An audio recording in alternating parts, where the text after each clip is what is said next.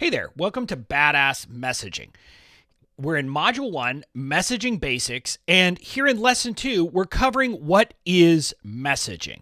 This is where we're going to kind of give you an idea of, when I use the word messaging, what are we talking about? What is this course going to cover? And give you a sense of where it fits in with kind of what we're going to be talking about more generally as marketers. So here's a quick truth bomb.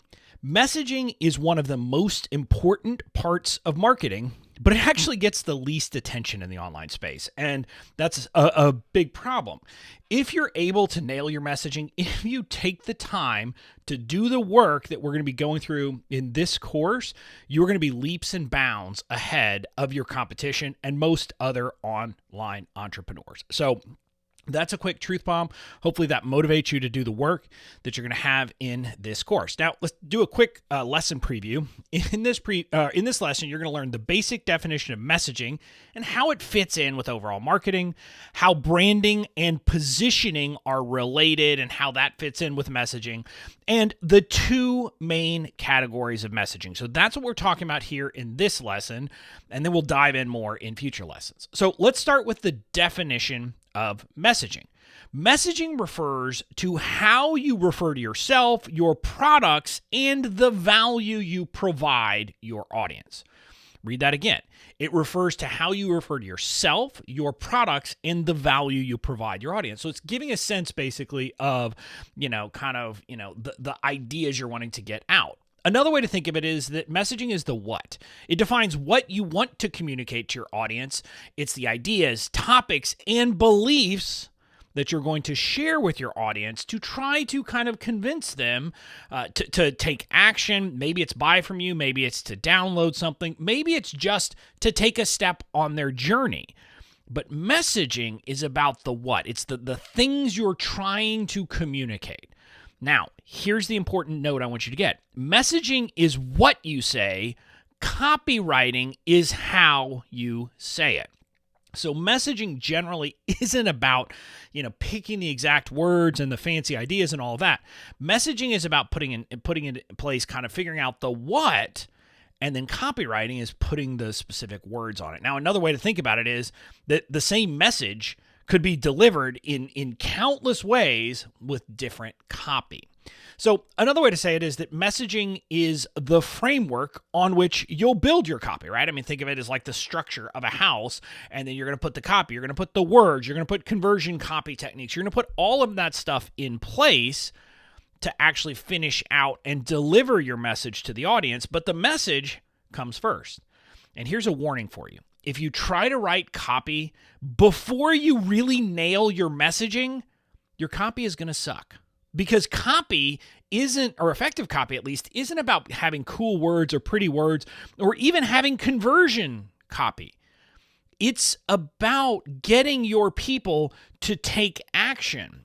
And if you don't have your messaging in place, you don't even know what actions you're trying to get people to take. So again, you have to start with your messaging, which is going to define the what, kind of what is it you want to communicate to people, and then you'll use copywriting to actually put it into the words you'll express it in. So that's the first big point. Now, the next thing we're going to talk about is that messaging is key to your positioning. Now, if you haven't heard of the term positioning before, or maybe you've heard of it but don't know exactly what it means, we're going to talk about it here. And I want you to understand that your messaging is in large part about you trying to position yourself in the market. So positioning refers to the unique spot your brand and products occupy in the minds of your potential customers. So again, I want you to hear that. It's not what you say. It's where in the mind of potential customers of your audience do you fit? Like when they're thinking through the market, they're thinking through their problems, they're thinking through all those things, where do you and your products fit? That's what positioning is all about, okay? So it's about making it easy for people to understand what you do, how you do it, and how you compare to your competitors, right? This is about kind of a quick thing. So when someone says, oh, Bobby Klink, oh, okay, they immediately know what I do. They immediately have a sense of where I fit in and how I might be able to help them. So here's a quick example. When I started out, I positioned myself as the legal guy within very specific niches of online entrepreneurs. The idea was that I was hoping that people would immediately think of me when a legal question, a legal issue, something that would require a lawyer came up in this particular group of online entrepreneurs. I wanted to be among the one or two names that came to people's mind, and I established myself in that positioning. That has incredible value because when you have that kind of position among the top one or two people that people think about in a particular community, a particular niche for a particular problem, you will get a lot of kind of traffic and a lot of people coming to your world because of that positioning. So that's what I want you to think about. You're looking for something, you're positioning something like the legal guy in a very specific niche. Now, a warning here. Positioning is not about coming up with a cutesy phrase to describe yourself.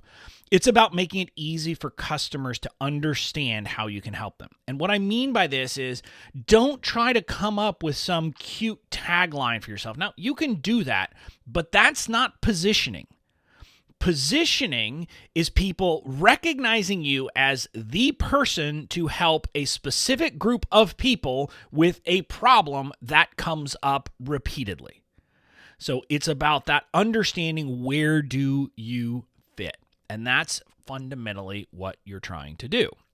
So that's what positioning is and what positioning isn't. Now, your messaging is what establishes your positioning in the market. Now, again, you do it with other things, but when your messaging is always leading to one thing, it's always kind of talking about a specific thing, and it is, kind of using these messages and these ideas and these topics and these belief shifts that you're going to be talking about and learning how to do in this course, what happens is that because you're talking about those things, because your messaging is dialed in, people will recognize you as the person who can help a particular group of people with a problem. Now, we will talk about very specific messaging, that relates very specifically to positioning later. But I want you to understand that everything you're doing in messaging is in some sense positioning you in the market. And that's what you're doing because people hear it and that helps them kind of categorize you. Now, we don't like to be categorized, but realistically, we need to be categorized in a specific position to be successful. So your messaging is going to help with that. Now, another thing I want you to get is that the more sophisticated the market, the more specific your messaging needs to be. There is this concept of the levels of kind of sophistication in markets that have to do with like, how many competitors are there? How many offers have your potential people heard already? Maybe how many have they tried to solve the same problem? And the more the busier, more sophisticated that market gets, the more that you really have to dial in something specific about yourself to really kind of start to give people a sense of how you're positioned. So when you're in a relatively simple market, and one way to say it is like if you were the first person who came up with a weight loss solution and people wanted to lose weight, you could simply say, I'm the guy who will help you lose weight. And that would be enough because people say, well, I want that, and they will come to you. But nowadays, you think about weight loss, there are so many people pitching so many different things, and so many people have tried different things and have heard different promises that your messaging, your positioning is going to have to be more specific to cut through the noise. So here's a quick example. As I mentioned, when I started, I was the legal guy, and I'm still the legal guy. But I've also, in some sense, become the serve first marketing guy for a particular group on the internet. And even that serve first marketing guy is more specific than that. What I would say is, and we describe it in very specific ways, that I help people build businesses they love that will support their families and that will, serve their audience at a deep level. So by doing that, I'm positioning myself in a very specific way that I'm not the guy talking, about six-figure launches. I'm not talking about that. I'm talking about people who really want to serve their audience. How do you do that? And how do you build a business you actually enjoy? And so I'm kind of burrowing down instead of saying I'm a business coach or I'm a marketing coach. Because if you simply say that, you don't really kind of fit in with any sense of what you do. I would be lost in the crowd. And that's one small example of, kind of how I've become more specific, because the business coaching space, the marketing coaching space is much more saturated. It is a much more sophisticated market.